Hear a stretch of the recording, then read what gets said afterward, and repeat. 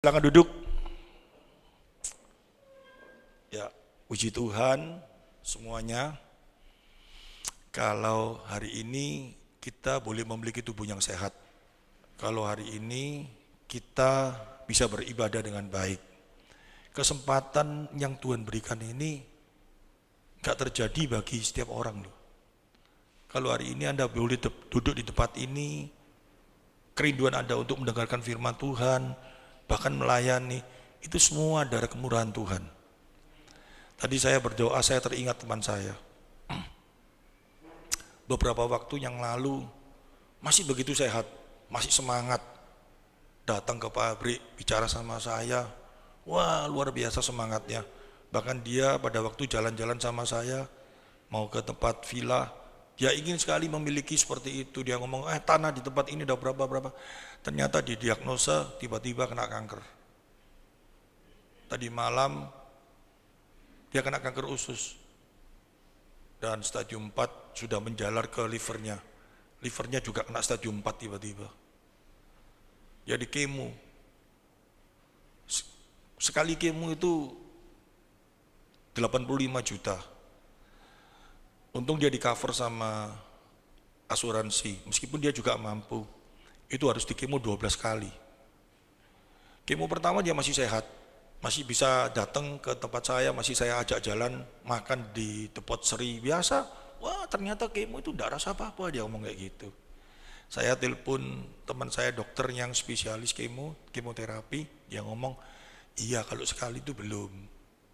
Nanti pada waktu keempat, kelima, keenam, kalau lolos sampai dengan keenam, puji Tuhan, dia ngomong kayak gitu. Karena dokter itu juga orang Kristen.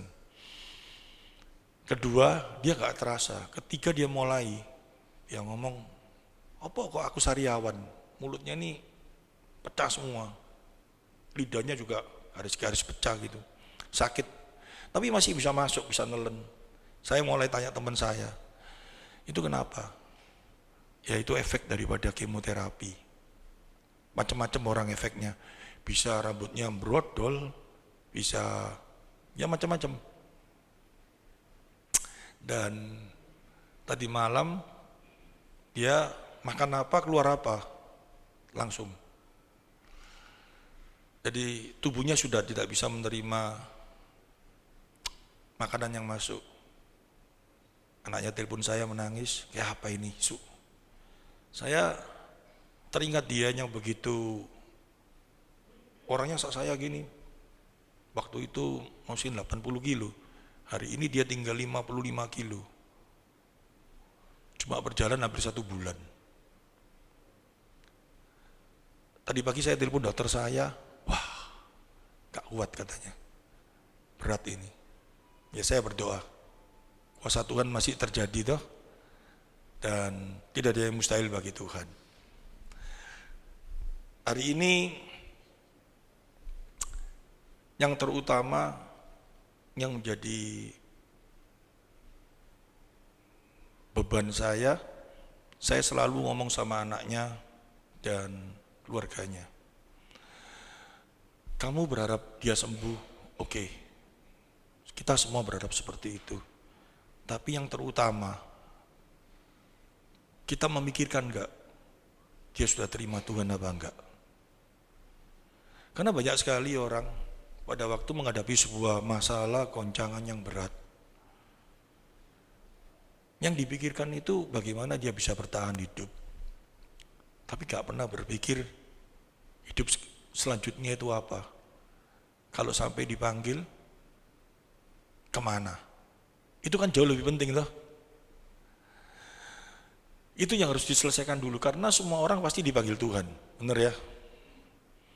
Itu yang menjadi sebuah harapan yang harus dipegangkan dulu. Ya memang meskipun itu kita tetap berharap bisa bersama-sama di dunia ini, tetapi hal yang utama, kehidupan kekal, sesuai dengan iman kita, amin. Dan itu jarang sekali dipikirkan, karena tentang iman itu orang tidak mengerti dengan dalam. Pokok mengaku dirinya sudah Kristen, menerima kasih karunia, datang ke gereja, percaya Tuhan Yesus, main musik mungkin, tapi main musik di sini baik-baik ya. Mungkin ikut kur, mungkin worship leader, merasa bahwa pasti selamat. Saya cukup bukan meragukan, kita semua kan kepastian itu kan sangat penting dalam hidup ini, benar ya? Karena ada firman Tuhan, nanti kita akan baca bersama, orang yang sudah melakukan mujizat melakukan mujizat atas nama Tuhan, dan orang sudah melakukan nubuatan atas nama Tuhan. Nubuatan itu berarti bisa menyampaikan firman atas nama Tuhan. Tapi Tuhan bicara apa? Aku tidak kenal engkau. Bukan cuma sekedar main musik, bukan cuma sekedar terima tamu, bukan cuma sekedar, kalau saya ngomong sekedar ya. Kenapa sekedar? Karena banyak orang mengaku jadi orang Kristen, percaya Tuhan, tetapi tidak menghargai kasih karunia. Roh Kudus diberikan bagi kita. Masa tujuan Roh Kudus diberikan bagi kita cuma jadi penerima tamu? Masa Roh Kudus diberikan bagi kita tujuannya cuma supaya hidup berjemaat? Karena orang sudah puas datang di gereja, hidup berjemaat, dan merasa sudah dapat kasih karunia. Padahal Roh Kudus itu bukan seperti itu kalau ada dalam diri seseorang. Bahkan ada beberapa orang merasa bahwa aku pokok datang gereja, itu pasti aku orang percaya. Nah, kita selidiki hati kita. Semua mendapat kasih karunia? Amin. Nah, kalau mendapat kasih karunia, apa yang tergerak dalam diri kita? Apa cukup kita ke gereja? Bahkan ada beberapa orang berpikir kalau ke gereja itu adalah satu kewajiban untuk menerima keselamatan. Karena ke gereja itu lambang kita percaya. Bukan sampai di sana, hati-hati. Karena firman Tuhan ngajar, ada orang yang bahkan bukan cuma ke gereja bernubuat melakukan mujizat itu jauh lebih luar biasa enggak dari wajah sekedar main musik, betul enggak? Tapi Tuhan tolak. Kamu pembuat kejahatan, aku tidak kenal kamu. Apalagi cuma duduk sebagai jemaat. Aku sudah ke gereja Tuhan, aku sudah percaya kok. Masa Tuhan ngajarnya, kalau kamu percaya kamu harus duduk di gereja, coba gitu tok. Nah terus kita ini harus bagaimana? Tanda bahwa kita dapat kasih karunia itu apa? Kasih karunia itu apa sih? Orang percaya tetapi nggak mau tahu, jadi aneh gitu loh. Banyak sekali, dan beberapa waktu ini saya menyampaikan firman di luar, saya lihat banyak anggota jemaat bahkan sudah sebagai pelayan Tuhan yang puluhan tahun, tetapi tidak mengerti makna sesungguhnya sebagai orang yang telah menerima kasih karunia.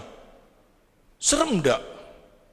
Saya khawatir jemaat di tempat ini juga seperti itu. Nanti saya gelo, ngerti maksudnya?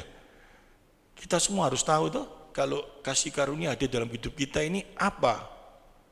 Dampaknya dalam hidup kita, efeknya apa yang akan terjadi dalam hidup kita. Karena pada waktu disurvei, ada orang yang ditanya, kenapa kamu ke gereja? Ya karena aku, kalau udah ada gereja, aku nanti tidak masuk surga. Siapa yang ngomong? Guru sekolah minggu. Jadi kalau pokok datang ke gereja, itu pasti masuk surga. Ayatnya mana? Itu yang pertama. Ada orang yang tanya lagi, kenapa kamu ke gereja? Ya, aku ke gereja, aku berdoa sama Tuhan.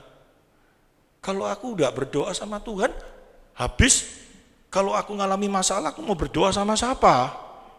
Mungkin aku kepingin tokoku rame, mungkin keluargaku yang sakit, ya aku harus berdoa sama Tuhan. Kalau aku mau berdoa sama Tuhan, aku harus aktif di gereja. Jadi kalau ke gereja itu tujuannya cuman ingin minta-minta sama Tuhan, bener toh? Datang di gereja tujuannya satu, ketemu sama Tuhan bisa minta. Kalau di gereja itu minta apa? Minta supaya kalau ada masalah dalam keluarga, kalau ada apa lagi? Kebutuhan finansial, kalau ada apa lagi? Sakit, ada apa lagi? Pokoknya minta. Dan kalau aku enggak datang ke gereja, aku kan enggak enak. Jadi kebutuhannya datang di gereja itu cuman minta-minta sama Tuhan. Apakah itu orang yang menerima kasih karunia itu tandanya seperti itu?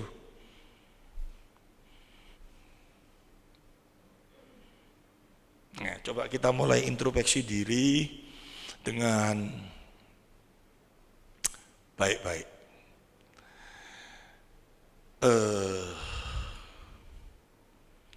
Saya menerima bukan menerima, saya pernah mendengar sebuah kesaksian orang yang menerima kasih karunia itu kayak apa sih? Dan saya mendengarkan sebuah khotbah, sang pendeta itu menyampaikan dengan bagus sekali. Dia memberikan gambaran gini. Ada seorang ibu-ibu yang usianya cukup lanjut, dia gak percaya Tuhan. Setiap hari dia jalan di muka gereja. Suatu saat dia berjalan, tiba-tiba hatinya tergerak. Apa sih di gereja itu ada rame-rame apa sih? Gitu loh. Kok kalau nyanyi tepuk-tepuk tangan, terus teriak haleluya. Dia kepingin tahu tiba-tiba hatinya. Ada apa sih itu? Dia mulai masuk gereja, duduk.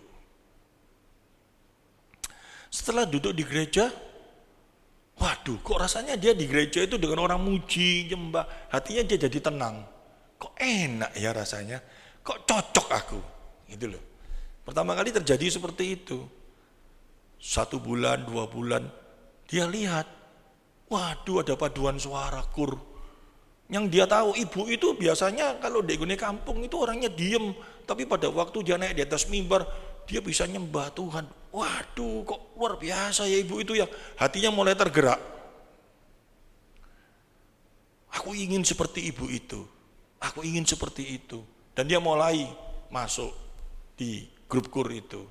Setelah dia ikut kur itu, dia pada waktu nyanyi-nyanyi pujian itu, kur itu, di pujian itu kan ada ayat-ayat tertentu yang berbicara tentang Tuhan. Dia mulai mikir, Tuhan ini kayak gini dah, mosok kayak gini. Dan dia mulai ingin tahu, Tuhan itu kayak apa sih sebetulnya. Nah, dia mulai tergerak, mulai dia cari-cari di Alkitab. Kayak apa Tuhan itu ya? Terus dia mulai tanya sama hamba Tuhannya. Mosok Tuhan ini kayak gini, bertanya-tanya terus. Terus hamba Tuhan yang ngomong, kalau kamu mau seperti itu, kepingin tahu, ikut PA. Belajar firman Tuhan. Wah, dia mulai kepingin tahu dan mulai lebih ingin tahu sampai dia ingin tahu terus. Akhirnya dia makin tahu dan makin cinta Tuhan. Dan makin tahu siapa itu Tuhan. Dan akhirnya dia terselamatkan. Amin. Tapi ada orang yang enggak. Dia di luar santai, terus pada waktu diajak temannya masuk di gereja dia duduk. Enak dia ternyata di gereja, orang di gereja itu baik-baik, seneng aku.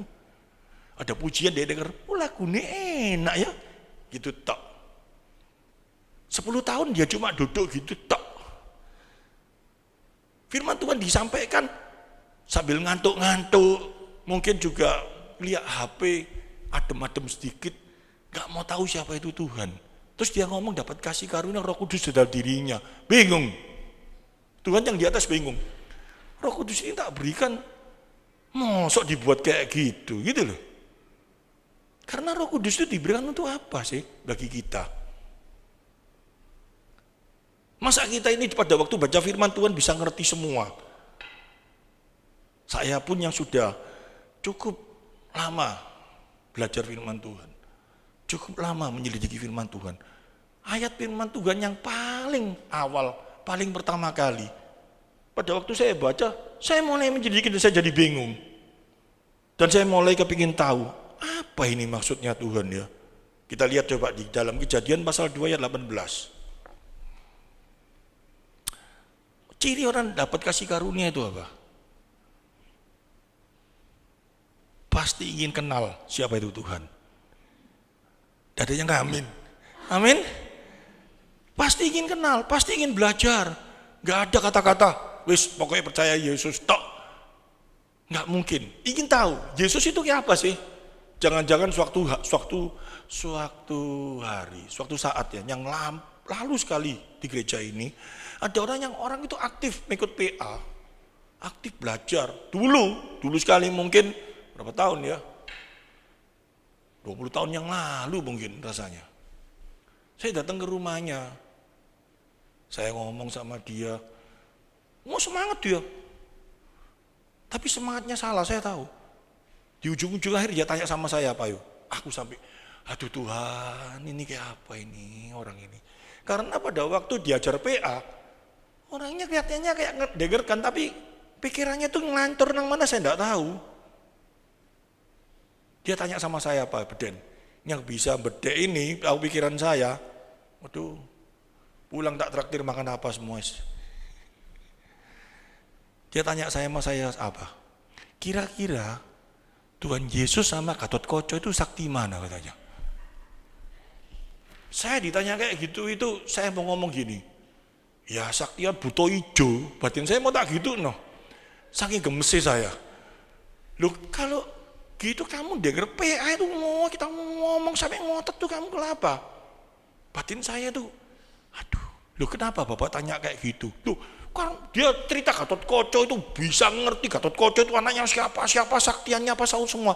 Karena dia cinta pewayangan. Dia dapat karunia ngerti pewayangan. Tapi dia tidak dapat karunia mengenal Kristus sebagai juru selamatnya. Dan dia merasa selamat. Bingung saya gitu loh. Karena dia cinta sama pewayangan tuh. Jadi dia selidiki sampai tahu Putra Wali mungkin enggak ngerti saya sampai orang ini kalau cerita Gatot Koco pinter ngerti semua. Bicara Yesus enggak ngerti apa-apa. Kalau dia ngerti masuk Tuhan Yesus dilawankan Gatot Kaca. Saya ditanya kayak gitu. Saya jawabnya kayak apa? Masuk ya sakti Tuhan Yesus. Saya ikut gendeng lah. Saya jawab kayak apa? Bapak harus mengikut PA 1 minggu 10 kali mungkin ini. Saya cuma, ini ndak bisa ini. Yang kayak gini ndak bisa dilawan dengan apa? Doa dan puasa, ini bisa ditengking ini pakai sepatu ini. Ya saya pulang, wis Pak Mbo pikirin dewe, tak tinggal pulang sama. Bingung saya. Saya nggak mau loh di sini nanti ditanyai saya, Tuhan Yesus sama Jilaihut sakti mana? Bingung saya. Sama Sun Gokong itu sakti mana? Bingung saya. Ya, oleh karena itu belajarlah, kenal ya siapa Tuhan. Kalau kamu nggak kenal bahaya. Orang nggak kenal nggak mungkin bisa ada cintanya sama Tuhan. Orang nggak kenal itu berarti tanda orang yang belum menerima kasih karunia. Kasih karunia itu, ya, di dalam Efesus pasal 2 ayat 8. Efesus pasal 2, nanti kita kembalikan ini ya, Kejadian 2. Efesusnya dibuka dulu. Efesus 2 pasal 8.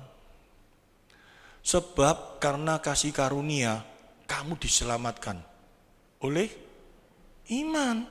Jadi kita dapat kasih karunia, tapi yang menyelamatkan kita itu iman. Kasih karunia itu supaya kita ada satu kerinduan untuk bisa mengerti siapa itu Tuhan. Sehingga kita mengerti, itu kita percaya. Percaya itu disebut iman.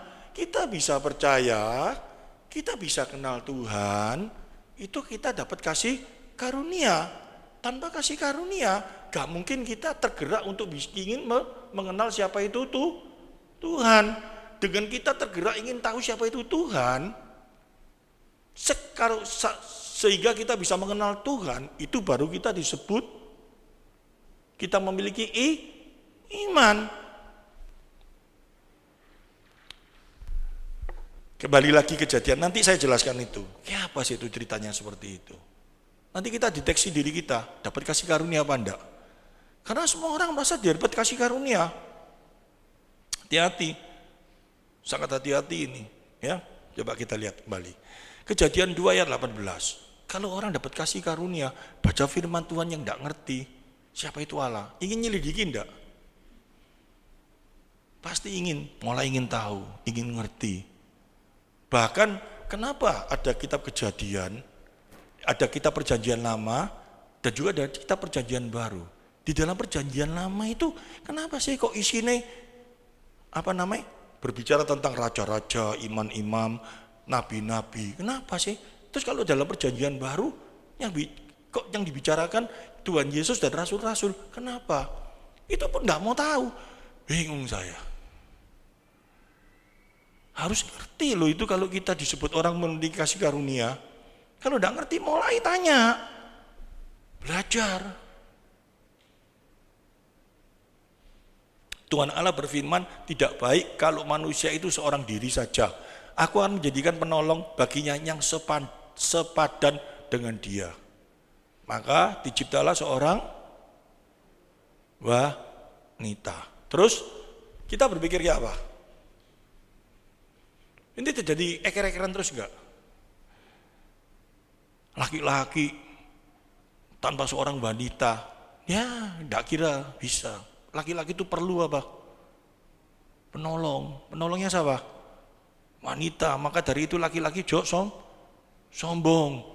Tanpa seorang wanita, laki-laki tidak bisa popo. Gegeran enggak? Yes. Kalau kita pegang ayat itu jadi gegeran enggak? Laki-laki mentang-mentang gaya-gaya, ini Tuhan sih ngomong, ndak ada perempuan kamu, gak bisa kamu. Kita ini loh harus nyanyang jadi penolongmu. Terus yang wanita gak perlu penolong.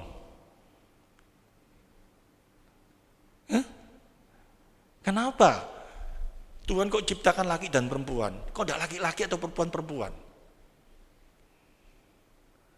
Kenapa?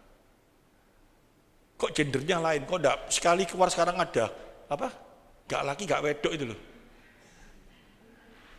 Apakah Tuhan menciptakan itu ada unsur kayak gitu? Ada.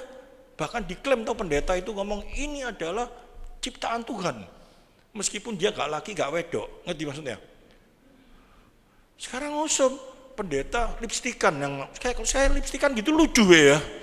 Lipstikan kayak merah-merah ini. Terus ngomongnya kemayu itu, pengikutnya yang banyak.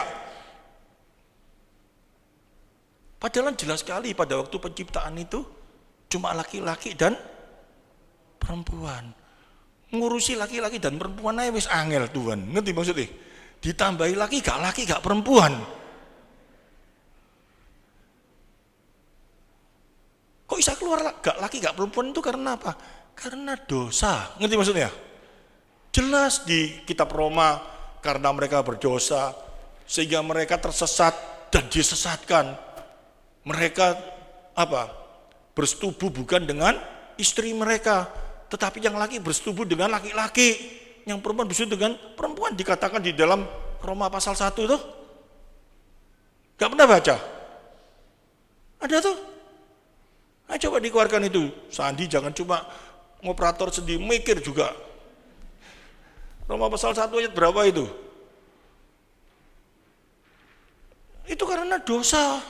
Enggak ada, Tuhan aja wis batasi kok iki ngurusi laki sama wedok pusing kok ditambah laki, gak setengah laki, gak setengah wedok. Ya apa ini?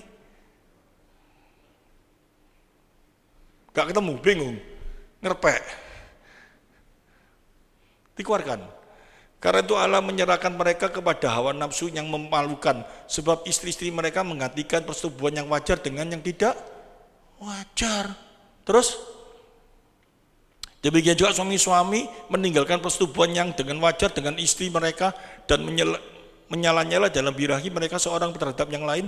Sehingga mereka melakukan kemesuman laki-laki dengan laki-laki. Itu karena apa? Dosa. Mosok Tuhan ciptakno laki setengah perempuan. Kurang gawe ta Tuhan itu. Kita balik aja. Ini gampang dong kalau menyelesaikan ini. Kalau ada orang yang ngomong itu ada apa namanya?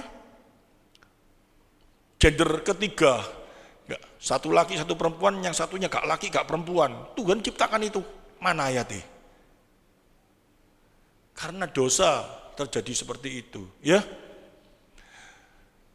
Kejadian pasal 2 ayat 18. Tuhan berfirman, tidak baik kalau seorang manusia itu seorang diri. Tidak baik kalau manusia itu seorang diri.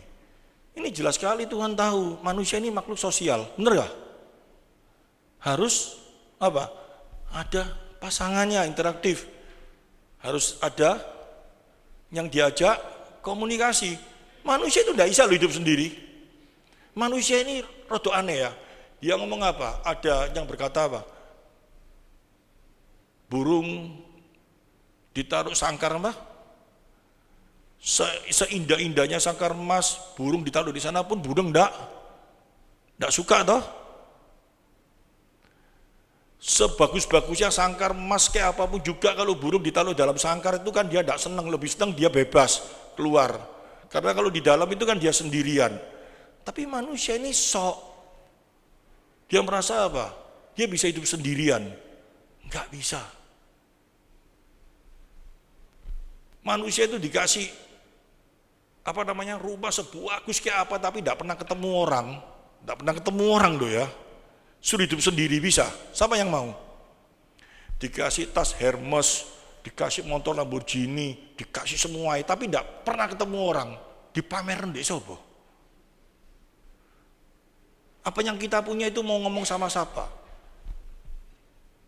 Oh, aku seneng, luar biasa aku punya ini, seneng luar biasa.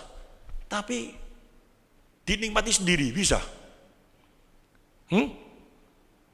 Bisa. Siapa yang bisa seperti itu? Ngomong sama Tuhan. Taruh di guni kutub sendirian, dikasih semuanya, tapi sendirian, tidak pernah ketemu orang. Kamu punya emas sak ton tapi sendirian, masih mau dibuat apa? Kamu lihat emas gitu terus bisa seneng. Kamu punya duit sak gudang, tapi tidak bisa digawe apa-apa karena tidak ada orang, tidak ada lawannya tuh. Bisa seneng. Coba bayangkan. Bisa. Bayangkan itu aja. Orang itu suka lupa bahwa manusia ini adalah makhluk sosial. Dan Tuhan tahu. Tapi kenapa dikasih seorang wanita? Itu yang luar biasa. Berbeda, mungkin sifatnya tidak sama. Sifatnya tidak sama atau perempuan sama laki-laki. Tapi mereka harus menjadi satu. Memuliakan Tuhan. Nah, dari sini aja kalau kita mau belajar ini, waduh. Kita sering mengeluh enggak? Bojoku iku ya sifate cek weleke. Nek bojomu sifate padha mbek kamu, gak ono, aneh gitu loh. Ngerti maksudnya? Bojoku kok kayak gini ya. Ya itu layani dia dengan baik.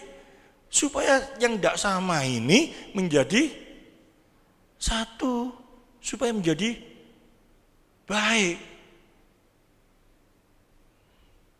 Kapan kita tidak perlu penolong? Kapan? Nanti di sorga. Tidak perlu kita penolong, tidak perlu siapapun juga. Kebahagiaan kita satu, karena apa? Kita sudah bersama dengan Bapa di sorga. Kita sudah menerima tubuh kemuliaan. Kita bersama dengan Dia dan kemuliaan bersama dengan Dia. Oleh karena itu dalam kitab Wahyu dikatakan semua orang menyembah Dia. Oh, gak kerja? Kerja itu kan bersosial toh. Tidak perlu. Semua hanya memandang Dia dan memuliakan Dia. Kalau kayak gitu itu tidak enak. Iya, kamu karena belum mengerti tentang ini, karena kamu belum di sana. Itu namanya iman. Sesuatu yang tidak pernah terpikir oleh kita, sesuatu yang pernah kita rasakan. Nanti kapan itu? Saya pun belum menerima itu. Tapi saat ini saya berbicara, kita saat ini di dunia, apa yang harus kita lakukan? Di dalam ketidakbersamaan ini, yang membuat kita susah itu apa sih? Yang sering kita mengeluh dalam hidup ini apa sih? Waduh, hidupku kok kumpul sampai orang kayak gini, rek. Stres aku. Yang paling membuat stres itu kalau kumpul dengan siapa? Dengan orang yang siapa? Nek tonggo jek lumayan ya, ngerti maksudnya? Tonggo kurang ngajar, gak seneng aku. Ya gak apa-apa tuh, ndak benar ndak ketok ini ya. Yang paling membuat stres itu apa? Aduh bojoku iki, aduh anakku iki, aduh mamaku iki, aduh bapak. Cuma desa keluar, mama kita masih kuat cerewet. Anak iki apa gede kok tambah kayak gini. Wah rasanya kok tak bisa sama seperti yang dia pikirkan. Yang luar biasa itu kalau terus dipikirkan, bisa selesai enggak? Terus suaminya kita gitu kan, terus suaminya bisa berubah yang seperti kita inginkan. Sampai mati gak mungkin bisa orang itu berubah menjadi sama yang seperti kita pikirkan. Sampai kapanpun, Sandi sudah jadi pikirannya Fang sampai mati gak bisa. Ngerti maksudnya? Saya sama Cik Ping ya Ping. Disuruh jadi seperti saya, sampai kapanpun gak bisa. Dia bisa tapi mungkin dia tersiksa. Bener toh? Pura-pura jadi saya. Titi itu nek ndak digini nanti ngamuk, aku gini. Wih siksa enggak itu? Maunya karena apa? Takut dimarahi. Saya kan kayak gitu. Waduh, nek bojoku gini nek. Kalau cuma hidup seperti itu ndak mengerti betapa soronya hidup ini. Hidup yang membuat kita susah itu di sana ndak? Tuhan tahu enggak tentang hal itu? Tuhan tahu enggak? Tuhan itu tahu, persoalan kita itu dia tahu. Yang membuat kita sengsara, yang membuat kita susah itu dia tahu. Dari awal dia ngomong kok. Pertama kali, laki-laki itu udah baik sendirian. Tak kasih penolong. Pertama kali kasih perempuan, mereka bahagia enggak? Happy enggak? Happy. Seneng. Yang membuat mereka susah itu apa? Pertama kali apa? Ada gap dosa, bener toh? Setelah dosa, Hawa ngomong apa? Adam diomong itu Adam ngomong apa? Ini gara-gara dia, ngerti maksudnya? Aku membuat seperti ini, jadi berdua itu yang nggak sama mulai keluar sifatnya itu keluar, saling tuduh, terus bukan saling mengasihi, ngerti maksudnya? Itu dalam hati kita itu kayak gitu nggak? Mungkin orang itu memang kayak gitu, sifatnya welek, lu saya tahu welek kok. Terus suruh dia jadi baik itu kayak apa? Wis tahu kalau dia makan terus dengan korok-korok upil gitu ya. Terus diomongi terus supaya enggak gini. Dia kalau enggak korok upil dia gak bisa nikmat. Misalnya kayak gitu. Kalau makan dia harus gini. Biasa elek itu. Loh aku enggak gini enggak bisa makan. Kita maksa dia, ya dia enggak bisa makan. Ya apa? Ya waktu dia gini kamu meremong. Istilahnya sampai kayak gitu. Masing-masing ada kelemahannya enggak? Ngomong aja kalau mau menikah ngomong ya apa? Mau menerima apa adanya di waktu susah, di waktu senang, di waktu apa lagi, macam-macam mau terima apa adanya. Puji Tuhan kemarin saya jatuh ya, kedepuk di ondos, wah gitu. Bojo saya masih mau terima saya gitu. Gitu. Masih tanya, masih sakit. Biasanya kalau sudah tua itu mata nih, makanya jalan. Dia tidak gitu untung nih. Kalau dia gitu mungkin sama saya, matamu sendiri. Bisa mata-mataan tuh, bener gak? Tapi dia enggak. Dia menunjukkan ada kasih Kristus. Tuhan tolong. Saya tahu dia. Kalau kayak gitu indah enggak? Bisa terjadi kayak gitu karena apa? Saling mengasihi itu. Saya pada waktu jatuh, yang saya bengoi siapa? Selain Yesus apa? Maksud saya bengok tonggo saya. John, sakit John. Enggak mungkin. Yang saya bengoi ya orang yang paling tak musuhi. Tiba aku dia lulu. Penolong, bener dah? Penolong yang setia. Pada waktu itu seperti itu. Tetapi kita suka lupa, dalam hidup ini suka lupa. Bahwa kita ini diciptakan nggak sempurna. Oleh karena itu kita perlu penolong.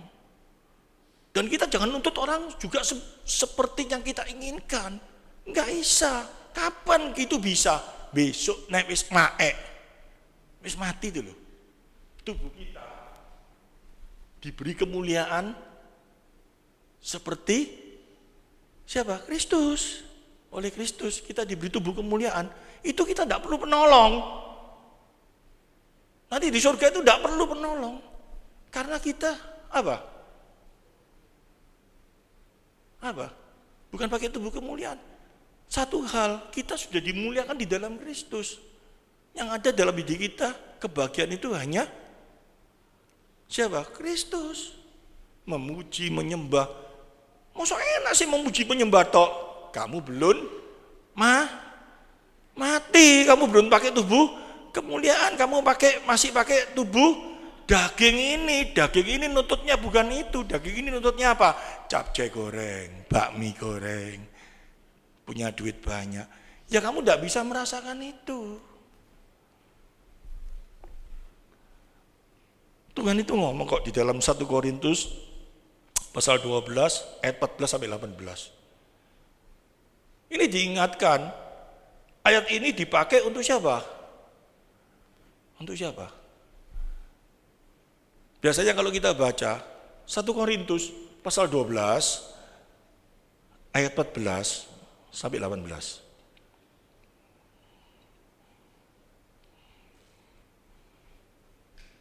Karena tubuh juga tidak terdiri dari satu anggota, tetapi atas banyak anggota.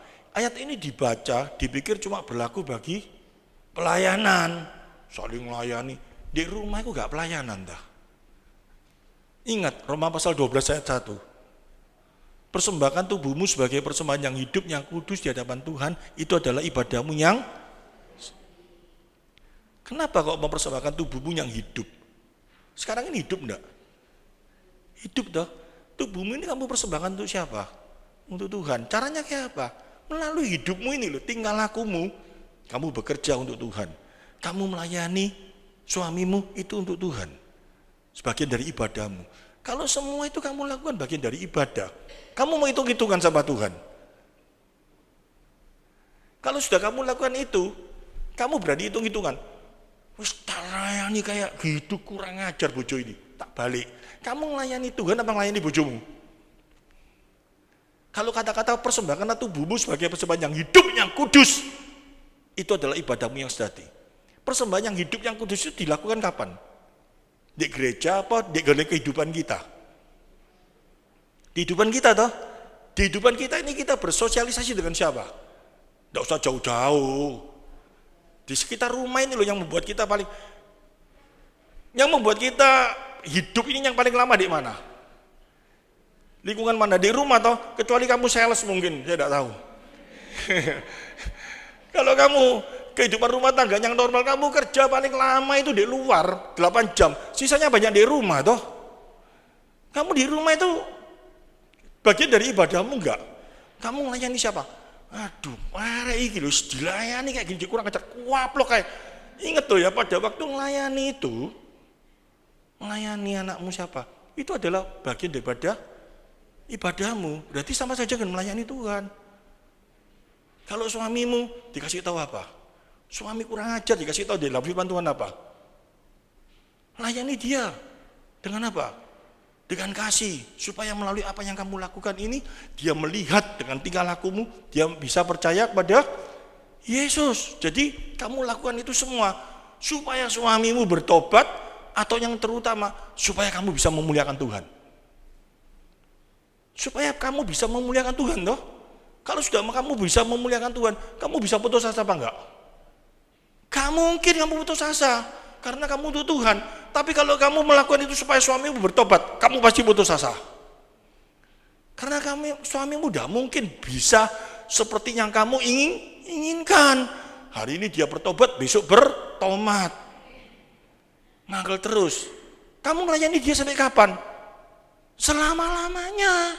Sampai nanti Tuhan datang kedua kali.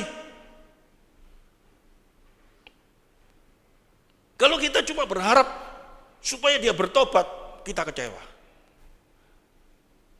Aku mau melayani dia sampai bertobat. Kecewa.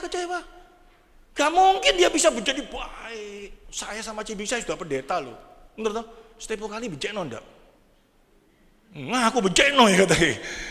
Pasti ada bencana. Kalau dia bukan melayani Tuhan, cuma melayani saya dan dia membuat rasanya saya jadi pendeta dan saya sudah bertobat. Suatu saat saya bencana dia langsung lebih mangkel enggak? Artinya dia ngomong apa? Wih, jadi pendeta ternyata lebih kayak gitu. Kurang aja, mangkelnya dia udah berlipat-lipat toh. Tapi kalau dia sadar bahwa dia lakukan untuk Tuhan, dia tidak akan patah arang. Yang amin satu orang, yang lainnya patah arang mungkin. Loh ini nyata loh, nyata. Saya belajar psikologi sekarang. Jadi kalau saya menyampaikan firman Tuhan, saya cepno di pikiran saya sendiri dulu, baru saya cepkan ke orang lain. Banyak kejadian yang seperti itu. Celaka. Oleh karena Tuhan ngomong apa? Karena tubuh juga tidak terdiri dari satu anggota, tetapi atas banyak anggota. Masing-masing bisa berdiri sendiri. Dikatakan ayat selanjutnya apa? Andai kata kaki berkata, karena aku bukan tangan, aku tidak termasuk tubuh. Jadi benarkah ia tidak termasuk tubuh? Enggak bisa. Tangan butuh kaki, kaki butuh tangan. Semua orang ini butuh enggak? Semua orang ada kelemahannya enggak? Mata ini ada kelemahannya enggak? Ada. Mata yang ngangkat barang. Mau minum, sini. Enggak bisa. Mata yang mau mendelik, mesti mata kakak saya itu gede kayak gitu, mendelik. Ya enggak bisa. Mata, tangannya digerakkan. Mata ngomong sama tangan, angkat no. Tangan bisa ngambil barang kalau nggak ada mata. Gerayang nih. Nggak bisa. Masing-masing ada kelemahan, ada kekuatannya. Saelele bojomu ada api enggak? Saapi-api ikon ono elek enggak? Nah, sekarang aku itu manusia. Betapa indahnya kalau semua orang mengerti tentang hal ini. Terjadi saling memaafkan enggak? Saling mengasihi enggak? Akhirnya ngempet enggak? Nahan enggak? Bukan ngempet, tapi bagaimana caranya tahu? Oh kalau orang ini tak gini kan nanti jadi sakit. Ini kelemahannya dia. Dia itu paling mangkel dek digini no. Ya kita jauh jarak, ngerti maksudnya? Sing satunya juga kayak gitu. Ditahan terus sampai situ kita ngomongin mulai pelan-pelan. Terjadi satu hal yang baik enggak? Dulu Yoyo itu sebelum kawin ambek Lulu. Waduh, kalau mau buang angin enggak peduli, duat gitu. Misalkan kayak gitu. Tapi sekarang setelah sama Lulu, dia ngomongi, mau jadi kayak gitu. Kalau mau gitu, lari ke kamar mandi. Misalnya kayak gitu. Ada perasaannya mulai. Misalnya kayak gitu. Dulu orang itu tidak ngomong nggak bisa. Sekarang mulai. Kenapa kayak gitu? Di pada Lulu gak. Bagaimana caranya mereka bisa berinteraktif dengan baik? Akhirnya orang, loh sekarang kok bisa berubah? Kenapa ya? Karena Yesus di tengah-tengah mereka. Itu yang penting. Itu bisa terjadi karena apa? Belajar firman, ngerti. Baca tadi aja dalam kitab Kejadian, kenapa ya Tuhan kok ciptakan laki dan perempuannya? Pasti gak podo toh, gendernya enggak sama, sifatnya enggak sama toh. Kalau perempuan itu kan perasaan, yang laki itu enggak ada perasaan kayak gitu toh. Yang ada perasaan sama enggak ada perasaan bisa menjadi satu itu ya apa? Kita sadar. Itu semua diciptakan Tuhan dan Tuhan ngomong, baik adanya. Benar enggak? Tuhan ciptakan itu supaya menjadi baik. Yang membuat kita menjadi dosa itu apa? Kita tidak nyadari.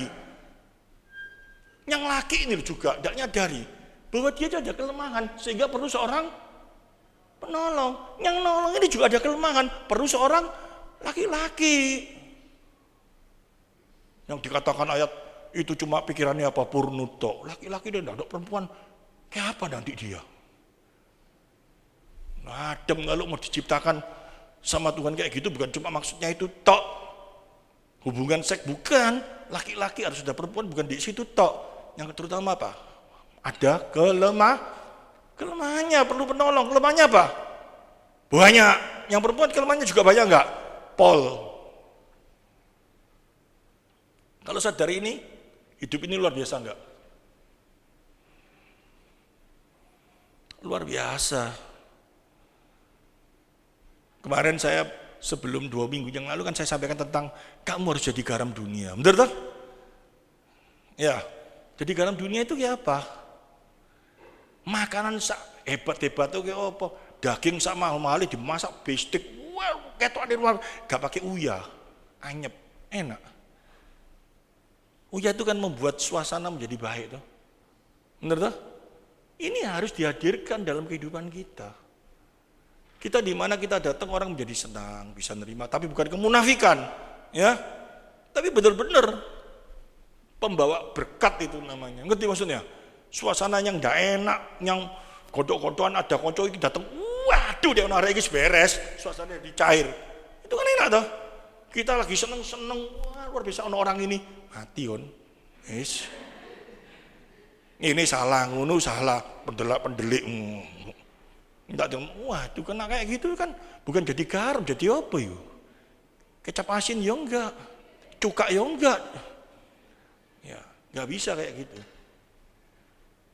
Nah, semua tidak lepas dari, dan kita tahu berarti kalau kita punya suami yang lemah kayak gini, kita punya istri yang lemah kayak gini, kita ada dalam lingkungan orang-orang yang rasanya kok kayak gini ya.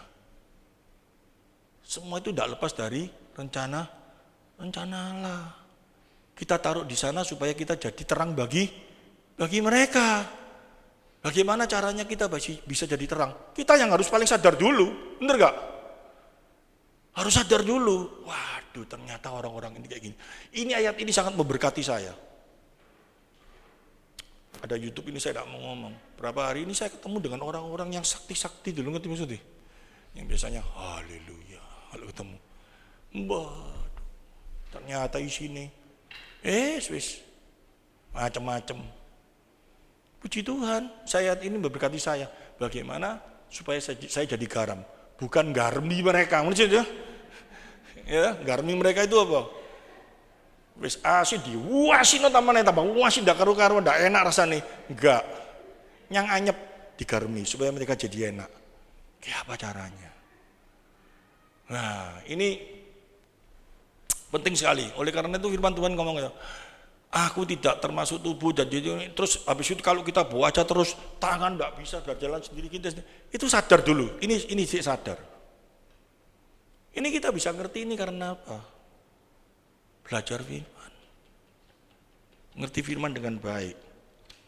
Nah, sekarang kita mulai masuk.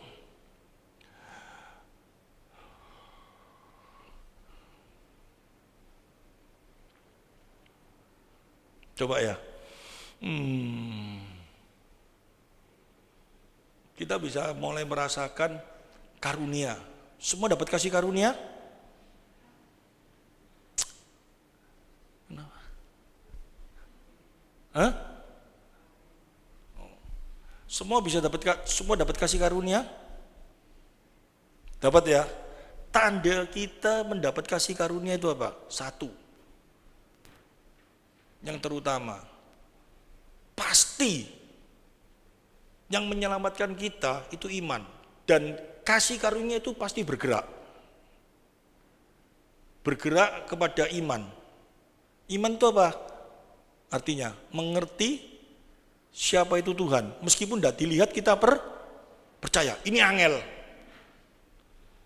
Sampai kapanpun kita mau belajar ini sulit, tapi kita harus percaya. Tidak melihat tapi percaya. Waduh, saya rasanya mulai diajak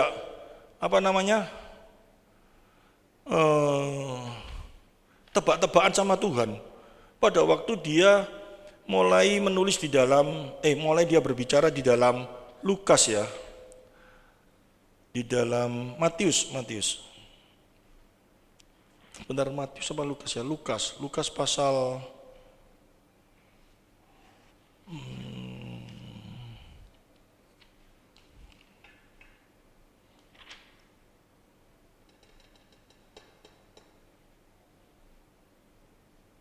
Yohanes 20 ayat 25 sampai 29, bukan Lukas. Yohanes 20 aja, Yohanes saja. Yohanes 20 ayat 25 sampai 29.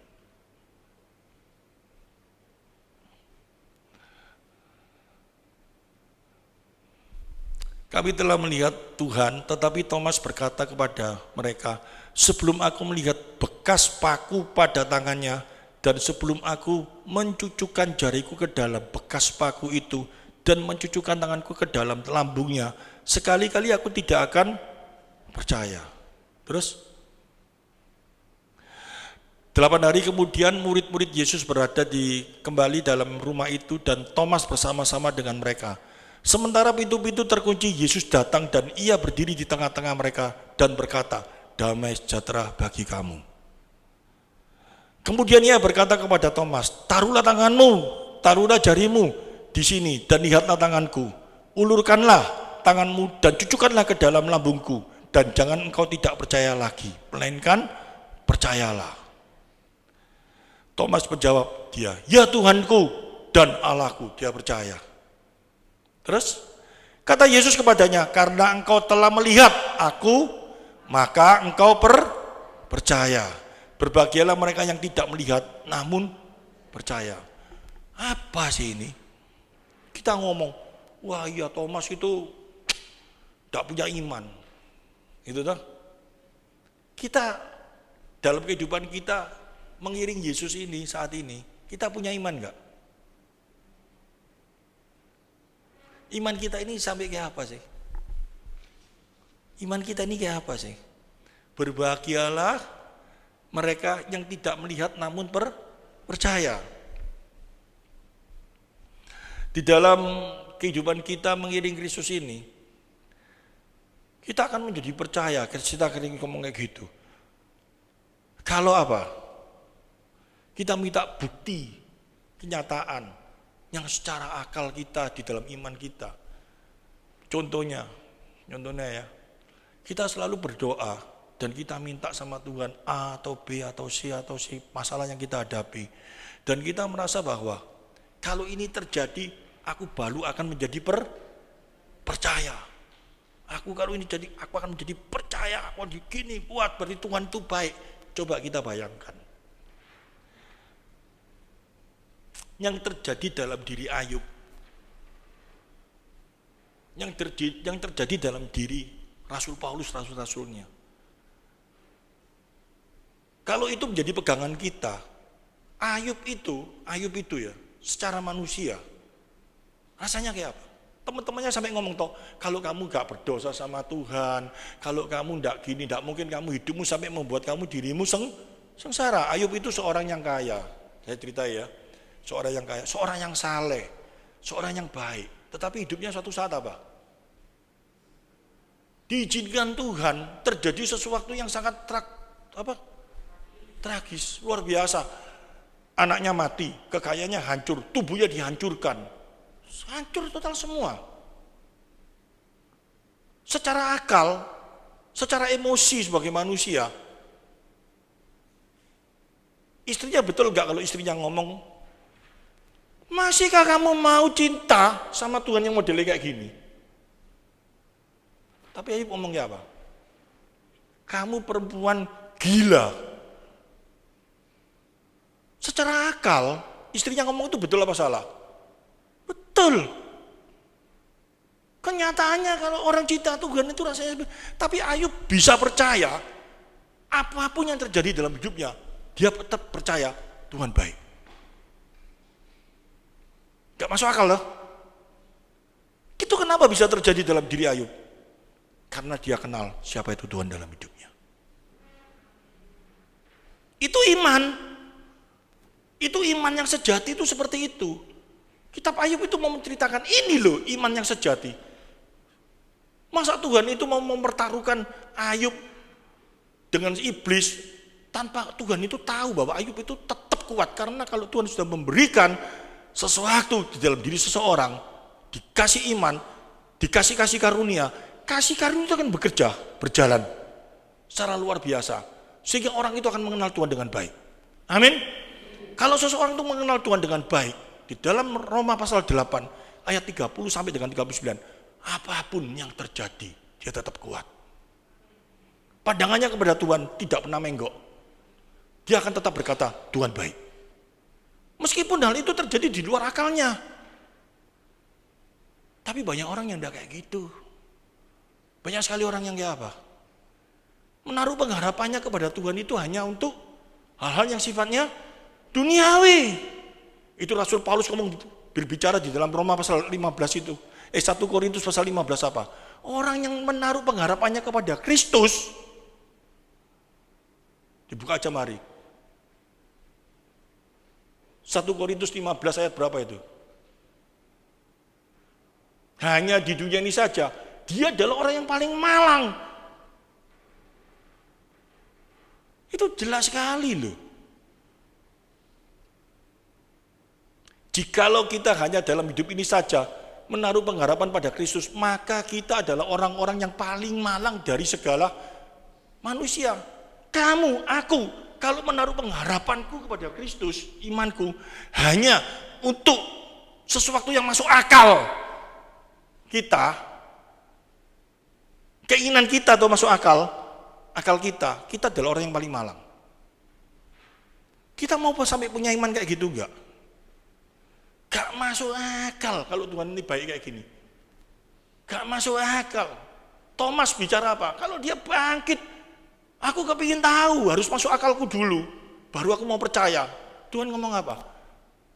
Ya, tapi orang lebih berbahagia kalau tidak melihat, tapi dia percaya. Itu iman. Itu kita bisa memiliki iman kayak gitu karena apa? Karena kenal Tuhan.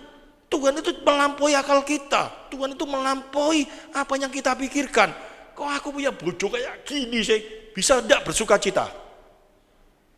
Layani dia dengan mengerti siapa itu Tuhan. Tuhan taruhkan kamu di Indonesia sana dengan satu tujuan. Mungkin, tapi berdoalah jangan sampai. Ya, sampai besok, sampai kita mati, dia tetap kayak gitu. Enggak apa-apa. Ngerti? Kalau Tuhan izinkan hal itu terjadi, Ayub aja sampai dientek no kabeh, dia tetap ngomong apa? Dia paling bicara dalam hidupnya yang dia tidak ngerti itu apa? Aku hidup cuma dibuat seperti ini. Tujuannya apa sih Tuhan? Lebih baik aku tidak usah dihidup dong, mari Tuhan. Itu di dalam segala kelemahannya dia. Sama saja dengan Paulus. Paulus ngomong di dalam Roma pasal 7. Roma pasal berapa? 9, tidak salah. Dia ngomong kayak apa? Aku heran. Kenapa Tuhan kok bulut-bulut rasanya secara manusia? Pertama kali orang Yahudi diselamatkan. Tapi orang Yahudi nolak. Baru orang Israel diselamatkan. Orang Yunani diselamatkan. Setelah orang Yunani diselamatkan, orang Yahudi lihat orang Yunani diselamatkan, orang Yahudi barusan iri dan dia mulai menerima Tuhan. Rasul Paulus sampai ngomong, pening, kok bulat gitu rasanya. Tapi dia ngomong apa? Siapa yang bisa menyamai hikmat Tuhan? Hikmatnya tidak terselami. Tapi aku percaya ini yang terbaik. Dalam hidup itu bisa terjadi seperti ini enggak? Sangat-sangat bisa. Itu namanya iman. Kalau iman cuman iki masuk akal, iki masuk akal, itu bukan iman. Imanmu itu, iman-imanan. Tapi iman itu di luar akal kita. Tindakan Tuhan itu tidak bisa terpikirkan, tapi kamu percaya tetap enggak. Bisa seperti itu, perlu perjanjian lama. Ngerti maksudnya? Bukan ojok-ojok perjanjian baru. Kalau tidak ada perjanjian lama, saya nggak akan percaya Yesus Tuhan. Nggak akan percaya saya. Yesus ngomong, aku ini Tuhan. Sopo sih nubuat nongkong? Mana ayatnya? Nggak mau percaya. Meskipun dia bisa membuat mujizat, karena banyak orang yang bisa membuat mujizat. Setan bisa membuat mujizat, tetapi melalui perjanjian lama dinubuatkan nanti lahir di Bethlehem Efrata di sini ya. Terus apa lagi? Dilahirkan melalui keturunan ini. Dia akan seperti ini dari seorang wanita. Itu dinubuatkan melalui perjanjian lama. Dan kita percaya. Gak masuk akal loh. Melalui seorang perempuan gak pakai laki-laki. Di luar akal. Tapi sudah ditentukan. Allah bisa kayak gitu. Pasti bisa. Karena apa? Kita tahu. Allah bisa lakukan itu enggak? Kok bisa tahu kenapa? Loh, Allah menciptakan manusia aja dari debu dan tanah. Iso kok. Apalagi mau datangkan Tuhan melalui seorang perempuan. Ya pasti bisa. Kamu percaya enggak kalau kita diciptakan dari debu dan tanah? Adam pada waktu lahir, ono mbok bapaknya enggak? Dari tanah kita percaya. Gak mau percaya dari tanah, lebih percaya mau dari apa? Turunannya munjud. Kan gak mau tuh. Itu percaya, kita bisa percaya itu karena apa? Lihat dalam perjanjian lama, kita bangun iman kita. Allah sanggup membuat seperti itu. Pasti dia sanggup datang di dunia melalui seorang wanita. Untung-untung melalui wanita, mau jadi melalui laki-laki ya tapi gak normal. Melalui wanita, seorang wanita. Kalau mulai laki-laki lah, ceritanya senggokong, lahir dari batu, kan bukan manusia. Kalau manusia harus lahir melalui manusia. Ini luar biasa. Tuhan sanggup lakukan hal yang sangat luar biasa. Sanggup, dia lakukan semua. Kita bisa ngerti, dia maha tahu. Dibuktikan dengan apa? Bangsa Israel yang menderita gini-gini, dia tahu kesengsaranya, dia tahu. Dia ceritakan semua dalam perjanjian lama. Apa semua dia ceritakan, itu sifat-sifat Allah dibicarakan semua. Di dalam perjanjian baru, sifat Allah dinyatakan di dalam diri Kristus. Sehingga di dalam perjanjian baru ada sebuah firman yang berkata apa? Murid-muridnya tanya apa? Siapa sih Bapak itu? Kamu kasih tahu aku baru percaya. Tuhan ngomong apa? Kok niku wis gitu lama nih bersama dengan aku, kok masih tanya kayak gitu? Kamu lihat aku sama saja dengan lihat Bapak. Karena sifat Bapak sama dengan anak. Apa yang anak katakan sama dengan Bapak yang katakan, karena dia adalah Allah yang datang di dunia sebagai hakikat manusia. Itu kita bisa ngomong kayak gitu kuabe. Kita bisa ngerti itu semua. Kita lihat di mana? Perjanjian lama. Oh, Allah itu kayak gini. Dia maha tahu. Tuhan maha tahu. Dia ngomong apa? Thomas, nanti akan berkhianat. Terjadi enggak? Kok Thomas? Yudas. Aku aja bisa salah loh, gitu.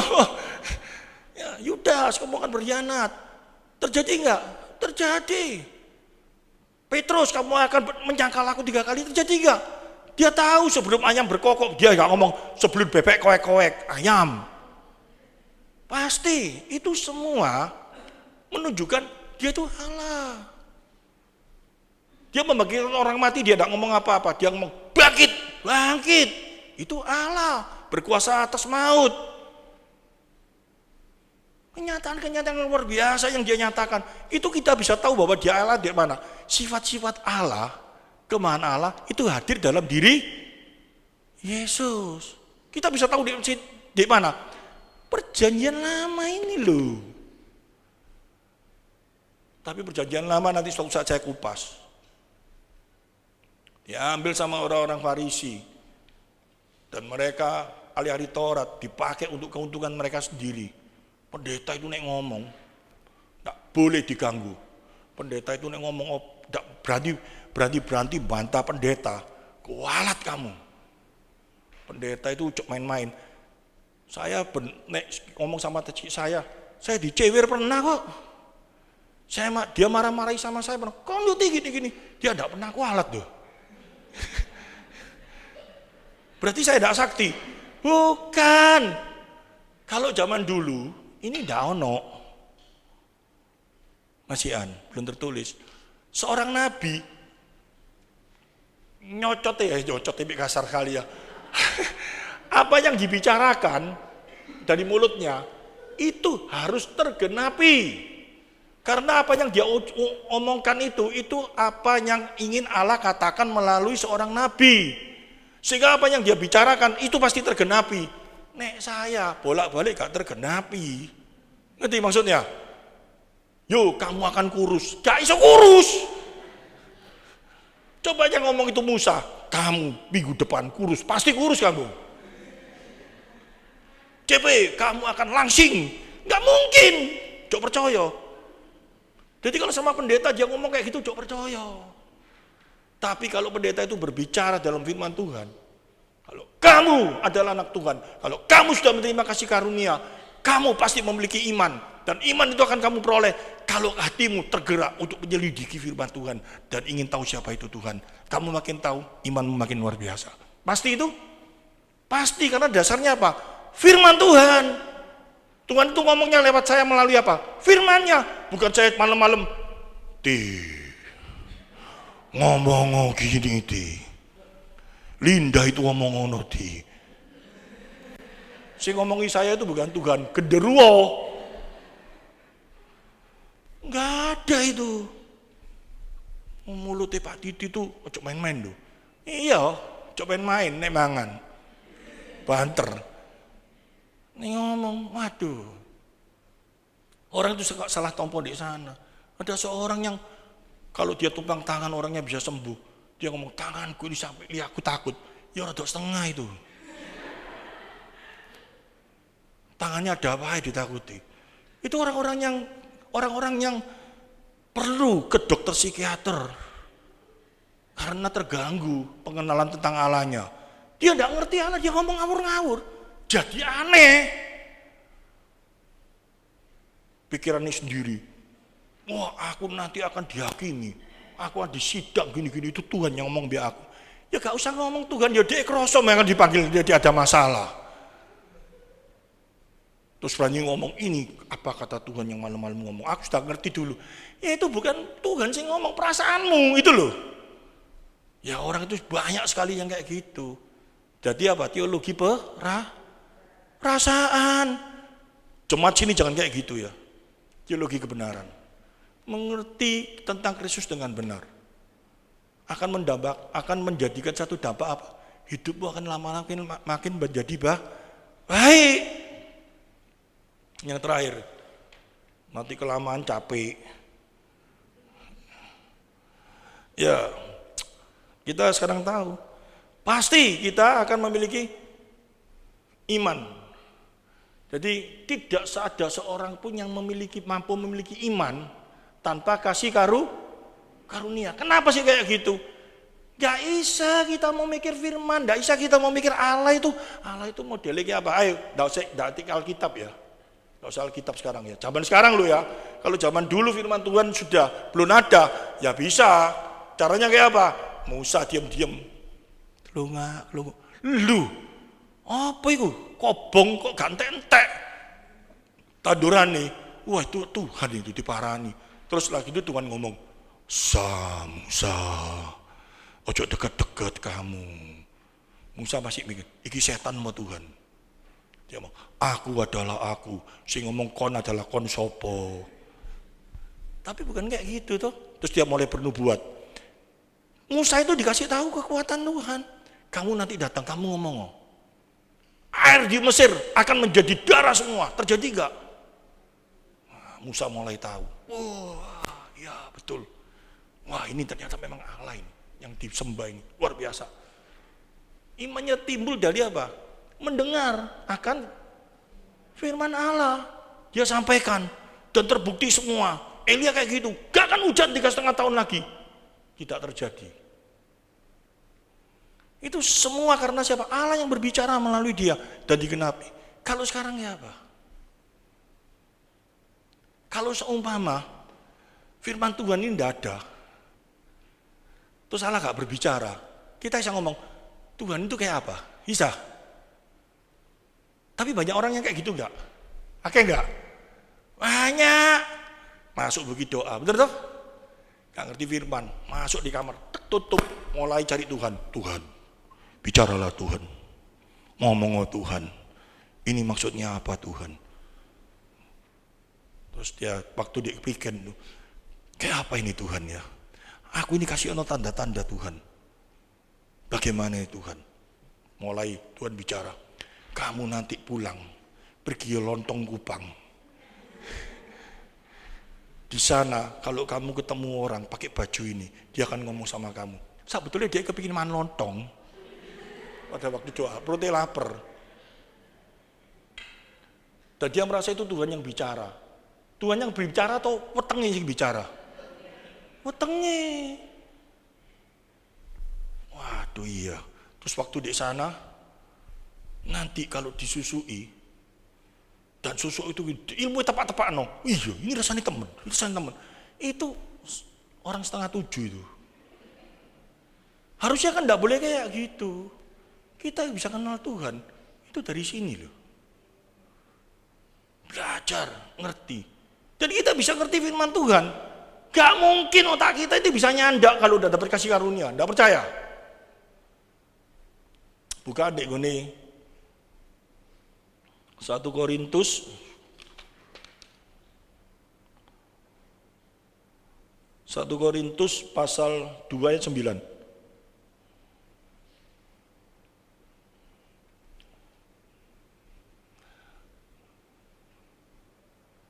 1 Korintus 2 pasal 9. Ini penggoda ini. Dikira saya sih kayak kemarin itu dibaca gitu eta.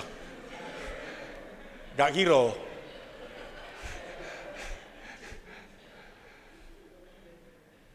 Tetapi seperti itu mencobai bahaya. Tetapi seperti ada tertulis,